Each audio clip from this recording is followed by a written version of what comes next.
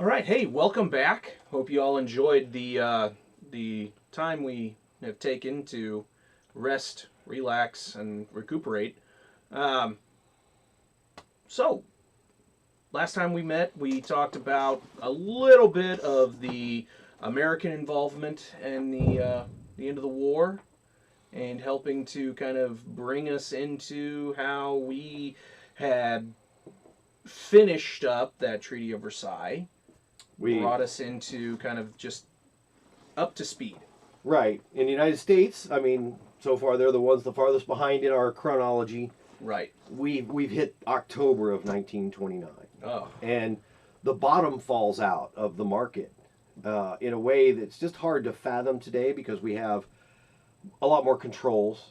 Yeah. But you still see it 2008 and really this last year with the stock market dropping so rapidly. But this year, of course, the regulations prevent it from dropping as steeply. Oh my gosh. That I was know it. I mean, when you see it on a graph, it is a cliff. And the thing about it is just a year prior to the stock market crash in October of 29, you have the Dow Jones selling at over 400 shares, $400 a share, and then by about 1930, it is down to less than about $4. So it drops 90-some% of its Yes. value, 99% of its value in a space of what, a couple weeks. Yes, and And it's it has a terrible. little blip in early November where people try to buy back in, thinking, buy low, sell high. Yeah. The problem is they hadn't hit the bottom yet. No, and that's again, and we will see even more of a little dip into the mid 30s too. Yes, again, 35. 35, 36. You see another dip in the economy once, well, a story for another day. Yeah, once right. that, We don't want to get once too that far. alphabet soup really does kind of seem to be a little too overreach of presidential power, but Well, yeah, but in a lot of ways, the alphabet soup, a lot of them did some great things. I mean, most of us live in cities where there are schools and bridges and public works that have been built by the WPA right, and the CCC. true. But I think what you see in 35, 36 is you see the artificial boosting to the economy kind of starts to collapse. The economy's bad, and it's not just bad in the United States. It's bad everywhere, most specifically in Germany, kind of the black hole that everything else is circling. Of course, Because their economy was never very strong. It wasn't bad in the 20s, but it wasn't super strong because, remember, they have, 25% of their, more than 25% of their coal and iron is occupied by France, right. who is taking that profit into France to pay reparations. So Germany's not seeing the benefit of that industrial area. It would be like us losing Pittsburgh and Detroit. And you got to think about it too. The idea that, the United States is a good example of how the wartime economy helps to boost us, but in places like Germany or France, they are so ravaged by the war that their economy is just completely devastated. Again, Germany did have a little bit of that Roaring 20.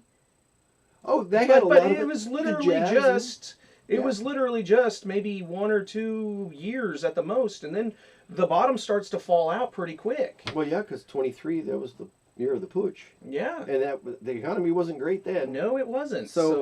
But coming back to America, we fall into this trench, economic trench, and production falls.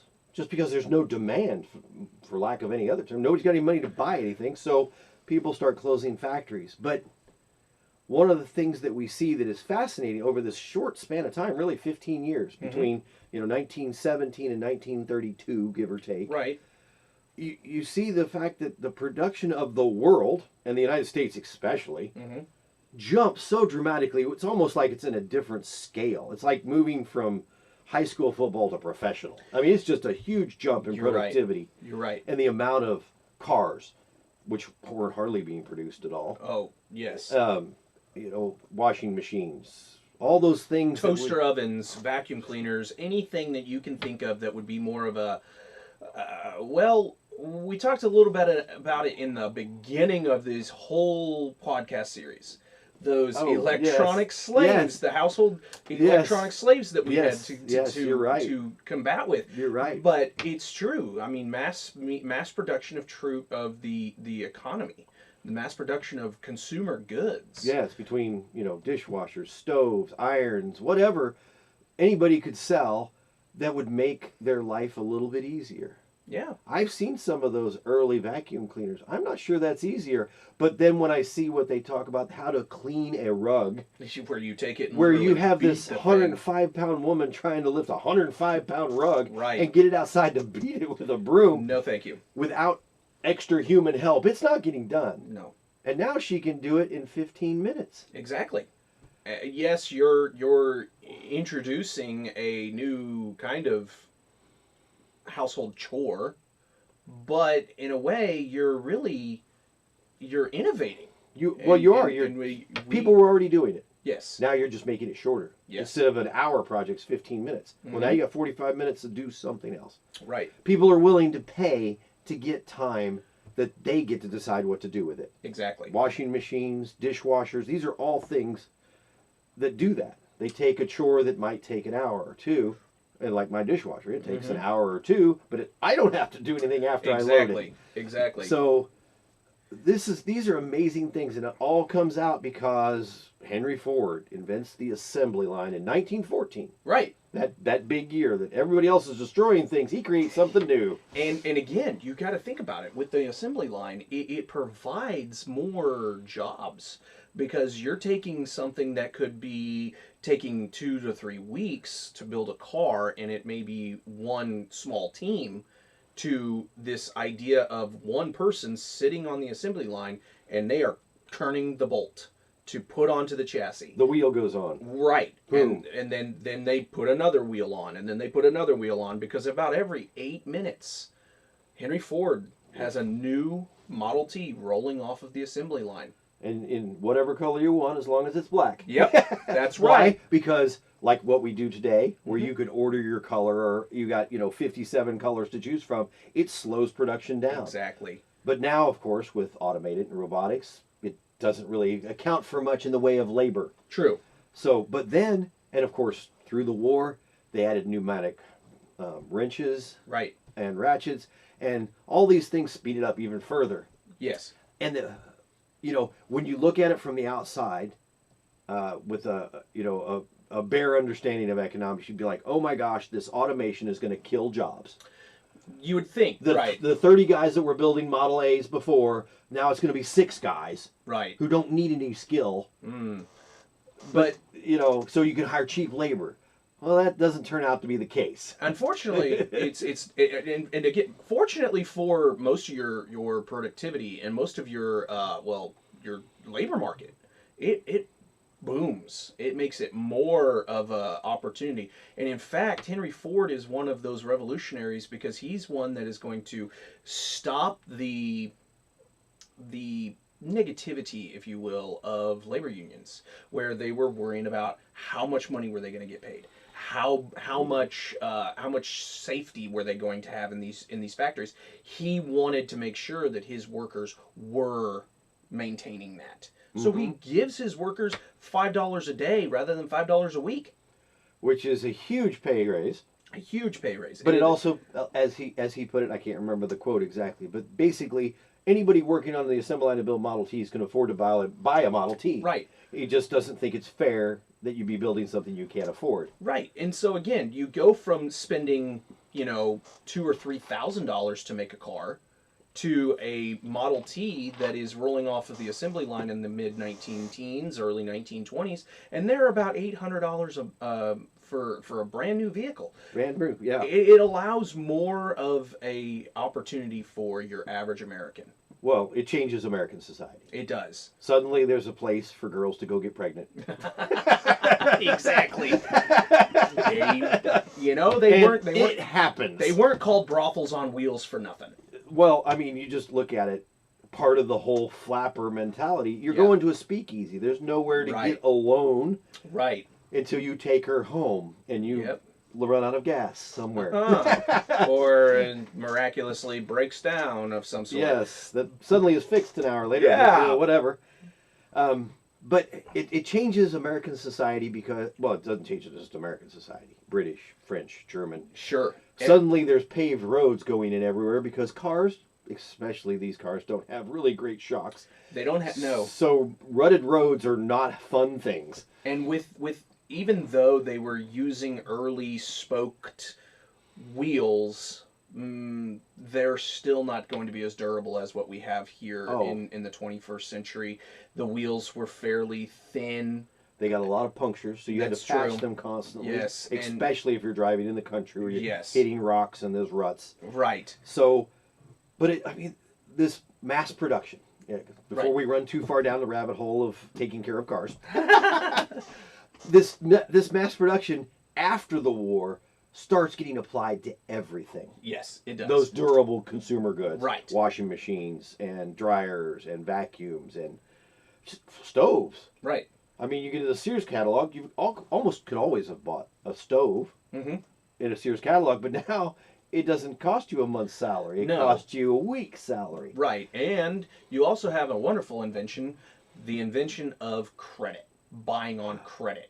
The idea that people in the 1920s, exactly, the people in the 1920s, they think, oh, okay, buy now, pay later. It's a wonderful idea until you can't pay for your credit card anymore. Right. Well, it works fine when you're buying a durable good. Yes. But when you're buying stocks. Yes. And what's worse is stocks of holding companies who don't actually make anything. They just buy stocks of other companies. Right. Maybe not even companies that make anything themselves. They might buy holding company shares of other holding companies. Exactly. So it's just a huge, it's a Ponzi scheme. Yes, it is. And that's what unravels in 1929. It does. And causes this huge crash. But even at the depth of this crash, they're still producing more stuff than they were in 1918. Exactly. So again, like we mentioned, it's a completely different level of productivity. And even though there's that dip, we're still 1918, 1929, I mean, we're really nowhere near where it used to be. Right. Even though we're in a bad place, 25% unemployment, in some areas higher. Yes. And then some areas, like mainly out here in Missouri, where a bunch of people were dirt farmers, guess what? They were still dirt farmers. Yeah. They didn't have any extra money, and it didn't matter to them. And a lot of what we miss with the soup kitchens and the unemployment lines and all the WPA, which are all very important parts of the era, we forget that 75% of people went on with their life just like normal. Right. They went to work, they got paid, they went and bought stuff. I mean, there for a while, we actually ran into some deflation. Right. Which was really bad. Yes. Economically speaking, for anybody who invests, But at the same time, you do see a lot of people who are not as eager to jump back into the stock market. Oh, yeah, I can't imagine. Once bitten, twice shy in a big way. Especially the banks as well, because, I've had many people tell me of stories that they kept their dollar bills in their mattress or buried in their backyard or whatever the case may have been. Yeah. But again, we do see some, how can I say it? We do see some good things that are coming out of this Depression era. Well, there's more resilience to the economy than people give it credit. Correct. And again, most people, although their lives are changing, because that mechanization of the assembly line is also heading out to the farm. Right. America moves from rural to urban. In this decade, they switched from being mostly rural to mostly urban. I mean, granted, it's just from under 50 to over 50. It's not like today where we're looking at 90s. But the number of people that are on the farm goes down. They go down, because why are you going to need 20 people to run a steel plow pulled by a mule when you've got Case IH, you've got John Deere, you've got all these other competing companies mass producing combines, tractors, everything else. And if you invest properly as a farmer, yes, suddenly you have a bigger farm next year, because you're going to end up buying your neighbor's farm when they default to the bank. Right. because they didn't buy a tractor. No. And so now they can't get this stuff done because, well, again, in our area of the country, I visited a lot of these people that are farmers and their parents were farmers. They could actually have a second job. Right. Suddenly, the farmer didn't have to wait till fall to have money. No. It is something vital to just the understanding of how life is, you know. Yes. And we take it somewhat for granted, but in a way, you know, we do see a huge shift not only in your not only in your urban area where again it allows people for more jobs, but it helps the rural economy as well. Yes. You're getting better understanding of how to rotate your crops, how to manage the yields in your yearly harvest, and it does give as the Dust Bowl will teach us, how to plant windbreaks. Right. And all these other things, all these bad things happen. Right. But out of them comes some good things. People learn how to adapt. But when we look at this crash with all this mass production, it does destabilize everybody. It does. It really destabilizes society because we say it's only 25% unemployment, but we've never been there again. No. We're actually edging close now. Unemployment rate isn't super high, but labor participation's low. That's true. So it's kind of the opposite side of yeah. They're very similar, but I guess people aren't looking for work, or they're moving into a gig economy, which we talked about briefly before we came on. The idea that during the Depression, people went out door to door sometimes and offered to fix things for money because they had that skill. Right.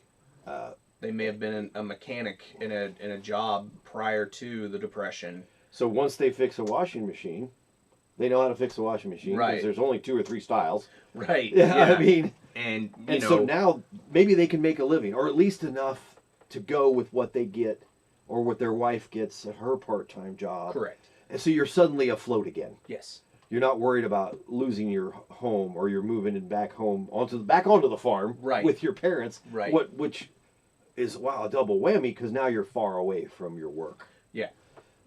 Any chance of you getting a good job goes away because there are no jobs out in rural America unless you own a farm. True. You know, you're not going to see something in, Wamego, Kansas, right? Where it is literally you have farmland all around you for hundreds of miles, and then plop, there's a city that might have a general store. Well, by that time, 4 or 5 probably, right? Because they were smaller oriented. True. I know Rushville, just south here of St. Joe. Yes. At one time, had four grocery stores in a town that's 2,000 or 3,000 at its most. Right. And like 6 gas stations. That again, that's a lot of employment. You do have a lot of employment in those small cities, but again, it's not as much as you would expect. And it starts going away with the Depression. Correct. Even after the economy recovers, you're down to 4 gas stations instead of 6 because people can do more with the mechanization that they have. Right.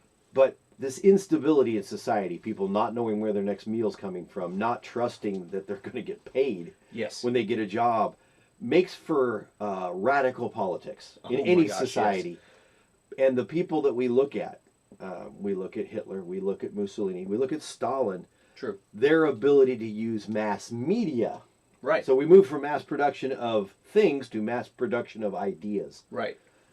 And again, it's not so much the propaganda aspect, which we talked earlier before we got on, is again, propaganda could be truth, it's just how you portray it. Yeah. And again, when it comes to the movie industry, when it comes to newspapers, when it comes to magazines, the moment you are able to portray your ideas to prevent instability, you're a master. If you can get people to believe, which Hitler was, I mean, he proposed ideas that people could imagine. Right. Autobahn, public works like that. Right. He could the average German could picture that and understand that I don't need to have a special skill to go dig on a highway so that I can get money to feed my family. Right. Give me a shovel. Right. Because it's much better than sitting here in my apartment in Berlin waiting for the landlord to to come kick me evict out. him. Hmm. Um, And the same could be said for with Stalin and the way he portrayed his 5-year plan of collectivization of farms, explaining the fact that these Cossacks or the kulaks, the kulaks in Ukraine, but the Cossacks too. both of Neither them, one of them were popular for the commies. no, both of those individual groups, they were there taking things away from the average person, and they had to collectivize. Well, and because Stalin is doing the same thing Hitler's doing. Right, He's picking an other right. to target people's frustrations and fears on. True. So if I can be angry at these successful peasant farmers, Yeah. or I can be angry at these Cossacks who seem kind of shifty because they're always moving around, Right. which is the same thing Hitler does in Germany with the wealthy Jews Mm-hmm. and the Romani, the gypsies, Right. who are migrant. Mm-hmm. And, you know, rumors of theft and seduction and kidnapping always follow them. Whether they're true or not, it seems very unlikely because you'd get doors closed in your face real quickly. True. If it were fully true. Doesn't Right. mean they didn't engage in some purse snatching. There's always truth to stereotypes. There's always some truth. And, of course, you can see. But anyway, they use the mass media, radio at this time specifically, Correct. to really get their message out to millions of people. And we see the same thing with Father Coughlin. Coughlin. I knew it started with a C and it just Yeah. went away. Father Coughlin here in the United States, Huey Long. Yeah. Huey He P. did it Long. well down in Louisiana. Yes. And you really even see it with the Pendergasts and the gang in Chicago. Oh gosh, Capone and Well, I was Bugs- thinking the politicians specifically. Their use of the media Sure. to paint a better picture, or what, you know, even if the picture's bad, we're helping and they're not. Correct. You know, and that's the thing about it. You know, people like Father Coughlin in Chicago, who, or I believe maybe in New York, I couldn't remember exactly which one, but painting that understanding that, hey, you know what, socialism isn't that bad. Right. If we control what these fat cats Yes. are doing, then we will reap the benefits of all this wealth. Mm. That doesn't sound familiar at all. Yeah. That message is still out there, Of strong course as it can is. be. Of course it is. But you know, the other understanding is, of course, with the political side of it, mass media helps to solidify your ideas and your understanding, your ideology. But on the flip side of it, the people just go because of the escapism. Well, I mean, the radio shows that pop up, and of course, because radios are now cheap, Yes. because they're being mass produced, Correct. and so people are getting them in their homes so much faster, so Right. much earlier. Right. And even if they're not in my home, My very neighbor's often got one. in the apartment or your neighborhood, you might all go sit together on the patio Right. and listen to Father Coughlin Mm-hmm. and argue politics. Mm-hmm. Or you might listen to, well, of course, in the height of the Depression, Franklin Roosevelt's Fireside Chats.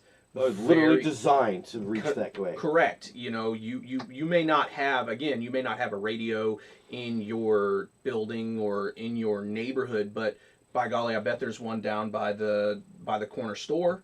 Well, and even if it's not, tomorrow morning's newspaper is going to be Of about course. that fireside Of course. chat. And people read newspapers a lot more than we do today. Yes. You Well, we read know, newspapers. yes, They're it's just online. Right. They're mm, not from all one publisher. sure. We get those Right. curated news groups. Right. We belong to groups that give us articles from all over Right. because it's faster. True. Nobody could afford the time or the money to look at that. But the radio just breaks down barriers because people are listening to the same programs, especially once they start nationalizing programs. That it's not just broadcast out of Chicago and everybody in Illinois and Wisconsin hears it. Sure. It starts getting rebroadcast in Kansas City and Denver. And LA, suddenly right. everybody's hearing the same True. stories. True. The same radio stars. You know, what was the thing that ding dong ding sound? Mhm. I can't remember what game show it was from. Oh yeah. That, you know, or whatever programming network it was. But anyway, suddenly America has so much more in common that people from Los Angeles can talk to people from Brooklyn about something they have in common, which is not something they really had before. No, because again, you're on different sides of the continent. You have different weather, different sports, different politicians. You have everything's different. Right. What you do for a living might be the same, maybe. Sure. Yeah, you might be working in a factory out in San Jose, but in Brooklyn or whatever the case may be. But again, you are totally different now. Yes. And everything else, but with the mass media, with mass production, with mass everything. Yes. It allows for everyone to come closer together. Yes, it makes the world smaller. I mean, we talk about Right. that with the internet. Right. You know, how many people have, watched our stuff that have chatted with or talked with someone from a foreign country that they've never visited. Within the last week. Yeah, or read an article from, London. Right. How often do you get a chance to do that? It just doesn't happen. Right. So this mass media, whether it's today's internet or then's radio, right, and of course Hitler, FDR, Mussolini, real masters of the use of radio to reach a big audience and evoke the imagination of the American, German, Italian people. Right, yes. So that they catch hold of this fervor, this vision. When we talk about politics, and we're not going to talk a lot about politics in this show, except the politics that have happened in the past. But right. When you talk about politics, what really captures people's imagination is when you give a vision for what could be. Well, it's almost like you're giving them, well, for the lack of better terms, you're giving them hope. Well, and when we're talking the Depression, anything that smacks of hope is going to be popular. Well, again, and that's not just in the United States with FDR's fireside chats. That's, of course, Hitler in his mass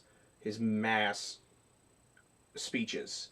The Nuremberg speeches that he's given, the speeches in Munich, the speeches all over Germany, preaching this betterment of society, the betterment of life, the betterment for Germany.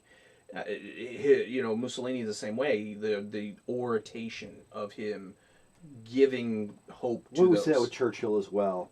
Once he becomes prime minister, True. His ability to use language to evoke emotion and evoke captivate hope, his audience, right? and give them that you're good. Things are bad, but you're good, and we're going to see better. Right. That speaks to the human heart. It does. And these early politicians, the ones that, well, really, when it comes around to it, the ones that adapted to it thrived, and the ones that didn't died. You're right. You're exactly correct. In the idea that, again, people like Huey Long, who we don't mention much about him because, of course, he unfortunately does get assassinated early in the 1930s because of the way he was trying to evoke hope for the poor and downtrodden. But again, he was picking enemies, though, too. He was. So he was. You understand why he had a much more radical edge to him than I think that Father Coughlin did. Mm-hmm. And part of it is, of course, because doesn't he get elected governor? He was governor and then senator. From Louisiana. So, once you go into politics, you have enemies. Yep. Yeah. Coughlin being a clergyman. And not running for office. Right. He's kind of on the safe right. Right. He can say whatever he wants because he can't make any of that happen. Right. So, but, by the way, okay. So, but the imagery, Churchill doesn't really use it much. FDR doesn't use it. He manipulates it, but he doesn't use it very well, is when we move into movies. Yes. Or even, to me, much more important than the movies themselves is the movie reels, where people start getting their news with short stories about the news. Right. Where you can project an image. And the people that really pioneer this is Sergei Eisenstein, who is in Soviet Union, and I can't remember the guy's name in Germany, who give us The Triumph of the Will. Mm-hmm. This movie that even if you don't speak German, you can see where it really grabbed people's attention. It was very stark. It was very very much like a pageant. Correct. The imagery of columns of light going into the sky and these Right. massed units of soldiers and party members marching together. That was always one of the big, Of course. Nazi Germany's, Hitler's big thing was unity and strength through unity. Mussolini, same thing. Right. I don't know as much about Italian film as far as that time frame, but I know both of these guys used it because there's tons of film footage of Stalin looking like he gives a hoot about his people. True. Meanwhile, there's lines of people dying in, work camps all over Siberia. Of course. But he's, visiting a hospital. Right. Or he's shaking hands with the workers because they built their 1,000th tank. Right. Or he's kissing babies. Yes, kind of stuff. Yeah. The stuff we take for granted again. Because anybody who runs for politics, they have to get a publicist. Of course. Who knows how to manage media. Your public relations Yes. is key, because in order for you to stay in power, you have to adhere to the public. Where FDR was a pioneer of radio use, Right. he really only just manipulated, controlled the narrative about his ability to walk. Yeah. He just kind of kept that out. And of course, the media played along. Of course, we don't have as much of the Gotcha. Yeah. And we don't have the 24/7 coverage of the media like we do today. Right. Well, you wait till the next dime movie comes out Mhm. a week or two later. That's when you get your next news. Right. I mean, whatever they say on radio, you don't see somebody in a wheelchair on radio. No. And it's not so much that he would have been in a wheelchair, but it implies a frailty that does not reassure people, especially of that age. Not especially when you're in the heart of the Depression and you don't have much hope in the... And you're worried. Yeah. What if I get sick? Right. Who will take care of my kids? Who will take care of my wife? Right. Or how will she get a job that pays enough to keep us fed It's not going to happen. if I get polio? Which, by the way, is still running rampant. Yep. They have outbreaks. I've known 2 or 3 people who had polio early in their life. Most of them are past this point, but it's still around. Yes, it's not completely eradicated. Until the 50s, Right. when we really start seeing the upside. I remember lining up in school, taking my little sugar cube that tastes nasty anyway, because they put the vaccine on it, an oral vaccine. And I've got the big shot for my smallpox. Sure. Yeah. Yeah. Which is funny because my wife has one, 65. Her brother, who's born in 67, doesn't, because they quit. Right, that little niche. Right, a little They right went there into in a the different window. style. But, Yeah.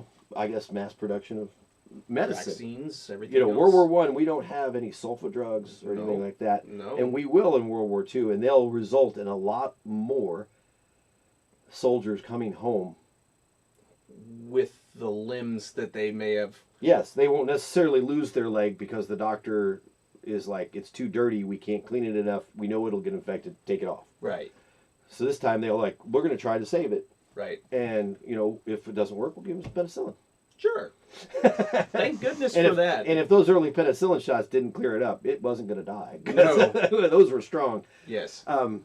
Just required large doses, which of course meant reactions. But Yeah. but anyway, moving back to the movie concept, and of course we move from silent to talkies. Yep. When does that transition happen? That's roughly about the mid-1920s. Mid to late 1920s, you really do start to see the beginnings of the talking film industry, which it did put a little bit of a damper on those actors and actresses that couldn't make the transition because squeaky voice, right? Squeaky voice, not whatever the case may have been. If you can't talk, it's not like it's going to be that big of a deal if you're in a silent movie because people don't know.